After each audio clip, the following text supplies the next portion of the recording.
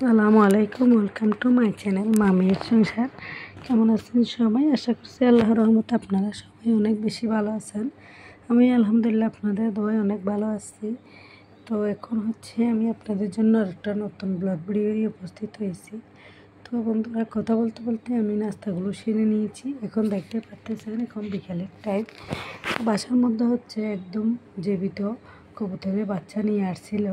তো এগুলো আমি আজকে রান্না করব। তো বন্ধুরা, ভিডিওটা শেষ পর্যন্ত দেখতে থাকেন, ভালো লাগবে।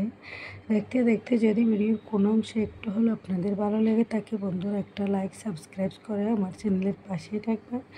তো কথা বলতে বলতে বন্ধুরা দেখতেই পাচ্ছেন আমি এই কবুতরের বাচ্চাগুলো আমি নিজের হাতেই জবাই করব। তো আমি জবাই করানোটা আপনাদের কাছে শেয়ার করি নাই, কারণ অনেকজনে জবাই করানোটা দেখতে পারে না, রক্ত দেখলে ভয় পেয়ে যায়। তো কোনো সমস্যা নেই, মেয়েরাও করতে পারে, ছেলেদের দরকার হয় না, পুরুষ মানুষের দরকার হয় না এগুলো কাটাকাটি করতে। তো আমি জবাই করে নিয়েছি, এরপরে পরিষ্কারও করে নিয়েছি। এখন একটু চুলার উপরে একটু ছেঁকে নিচ্ছিলাম ছোট ছোট যেগুলো আসছিল এগুলো চলে যাওয়ার জন্য। তো খুব সুন্দরভাবে আমার কবুতরের বাচ্চা দুটা খুব সুন্দরভাবে জবাই করা হয়ে গিয়েছে, পরিষ্কারও হয়ে গিয়েছে। এখন আমি পিস করে নিব, কাটাকাটি করে নিব। বন্ধুরা, কথা বলতে বলতে আমি দুটোটা কবুতরের বাচ্চা কেটেও নিয়েছি। এরপর এখন মশলাগুলো ভালো করে করে নিব, গ্রেনিট করে নিব। তো এখন আমি মুরগির কবুতরের বাচ্চার যেগুলো আমি কাটাকাটি করে রেখেছি এগুলো পরিষ্কার করে নিয়েছি ধুয়ে। এরপরে মশলাগুলো রেডি করে নিয়ে নিতেছি।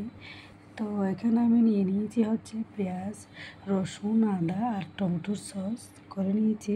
তো এখন আমি একটা পাতিলেও বসিয়ে দিয়েছি, ওখানের মধ্যে রসুন দিয়ে দিয়েছি, এরপরে আদাগুলোও দিয়ে দিয়েছি, এরপরে দিয়ে দিলাম পেঁয়াজ, এরপরে টমেটো, সবগুলো দিয়ে ভালো করে কষিয়ে নিব। তো দেখতে থাকেন বন্ধুরা। এখন আমি দিয়ে দিচ্ছি তেজপাতা আর দারুচিনি, এলাচি সবগুলো দিয়ে যে পরিমাণ মতো মশলাগুলো দিয়ে ভালো করে কষিয়ে নিব। তো মশলাগুলোর মধ্যে ধনিয়া জিরার গুঁড়া, হলুদের গুঁড়া, মরিচের গুঁড়া সবগুলো দিয়ে দিয়েছি। এরপর পরিমাণ মতো লবণ দিয়ে ভালো করে কষিয়ে নিব। তো এরকম কবুতরের বাচ্চা আপনারা কে কে রান্না করে খেয়েছেন আমাকে কমেন্ট বক্সে জানাবেন। একদম তরতাজা কবুতর জীবিত আপনারা তো দেখতে পেয়েছেন। আমি এরকম জীবিত অনেকবার রান্না করেছি, তবু আপনাদেরকে শেয়ার করা হয়নি। তো আজকে এই জন্য একটু শেয়ার করলাম বন্ধুরা। তো বন্ধুরা, এই দুইটা কবুতরের বাচ্চার মধ্যে শুধু এগুলো হয়েছিল মাংস। যাই হোক, এগুলো অনেক সুন্দর করে আমি একদম বুনা করে রান্না করে নিব। তো বন্ধুরা, আমার ভিডিওটার মধ্যে এখনও পর্যন্ত যারা একটা লাইক দেন নাই, প্লিজ মনে করে একটা লাইক দিয়ে দিবেন। যারা যেখান থেকে আমার ভিডিওগুলো দেখছেন, দেশ এবং দেশের বাইরে ছোটো বড়ো আপুরা খালামণিরা, সবাইকে অনেক বেশি ধন্যবাদ। যারা এখনও পর্যন্ত একটা লাইক দেন নাই, প্লিজ মনে করে একটা লাইক দিয়ে আমার চ্যানেলের পাশে থাকবেন। কথা বলতে বলতে অনেক সুন্দরভাবে আমার রান্নাটা হয়ে গিয়েছে, আমি চুলাটা অফ করে দিয়েছি। এখন আমি সিদ্ধ করে রাখা আলুগুলো চেলে নিচ্ছিলাম। আলুর ভর্তাও বানিয়ে নিব। দুপুরের খাবারের মধ্যে আলুর ভর্তা আর কবুতরের মাংসই রান্না করব। তো কথা বলতে বলতে আমার আলু ভর্তাটাও রেডি হয়ে গিয়েছে। আমি একদম সরিষার তেল দিয়ে সুন্দর করে ভর্তাগুলো চপ করে বানিয়ে নিব। তো অনেক সুন্দর হয়েছিল, দেখতেও অনেক সুন্দর হয়েছে, খেতেও খুব ভালো লাগবে। তো বন্ধুরা, আজকের ভিডিও আর বেশি লম্বা করব না, এতটুকুর মধ্যে।